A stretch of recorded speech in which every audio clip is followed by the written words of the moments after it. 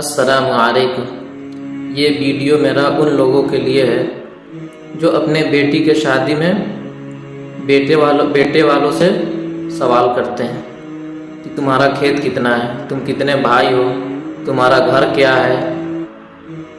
ये सब पूछने की क्या ज़रूरत है। अच्छा आदमी है और ख़ानदान चेक करो कैसा है, रहना सहना कैसा, ये तो समझ में आता है। खेत और घर ज़मीन, कितने भाई हो, क्या क्या है, ये सब क्या, इससे शादी करना है, आदमी से शादी करना है या उसके दौलत से शादी कराते हैं। अभी है ना, आजकल है ना, हर बाप अपने बेटी के लिए ऐसा रिश्ता ढूंढता है, ज़मीन कितना है और खेत कितना है, घर क्या चीज़ का है, ये सब रिश्ते में देखा जाता है। आदमी ये देखता है कि आदमी कैसा है, रहना सहना कैसा है, ख़ानदान इसका कैसा है, ये तो समझ में आता है। और ये फालतू की चीज़ें, ज़मीन जायदाद